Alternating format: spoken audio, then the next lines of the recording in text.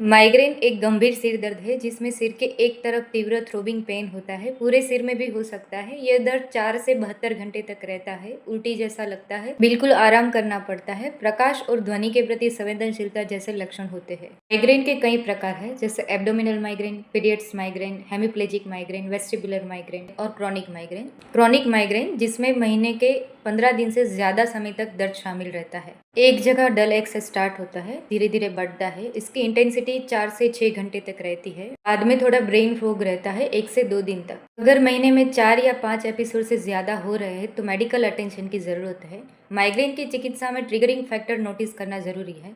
हर patient के लिए अलग अलग ट्रिगरिंग पॉइंट रहते हैं। उसके लिए माइग्रेन डायरी बनाएं और उसमें नोटिस करें कौन से समय पे हेडेक हो रहा है, कितने समय से हो रहा है। हेडेक से पहले ऐसी कौन सी एक्टिविटी की जिससे वो ट्रिगर हो रहा है, जैसे चाय या कॉफी ज्यादा ली हो, स्ट्रेस हो, खाना प्रॉपर खाया था या नहीं, नींद अच्छे से आई थी या नहीं, कोई परफ्यूम की एलर्जी वगैरह जैसी चीजें नोटिस करनी चाहिए और उसे अवॉइड करना चाहिए।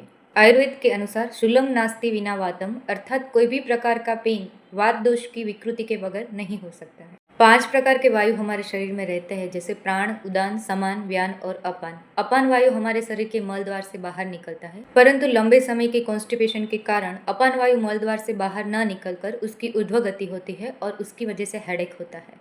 तो कॉन्स्टिपेशन दूर करना जरूरी है और नींद अच्छे से लेनी चाहिए।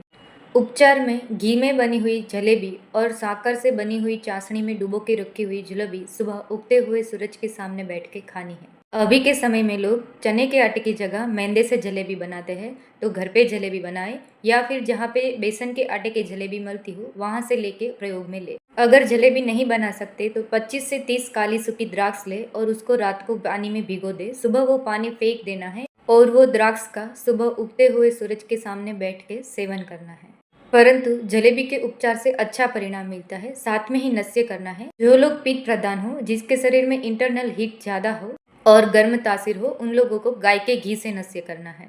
और जिन लोगों के शरीर में वायु ज्यादा रहता हो, सर्दी, खांसी, कफ जैसी समस्या रहती हो, कफ बढ़ता हो, ऐसे वात और कफ की समस्या में तल के तेल से नस्य करना है। सिर दर्द से बचने के लिए रोज प्राणायाम करने का आग्रह रखना चाहिए। अनुलोम विलोम, भ्रामरी, ये 2 प्राणायाम करने से शरीर में ऊर्जा का स्तर बढ़ता है और ऑक्सीजन लेवल भी बढ़ता है।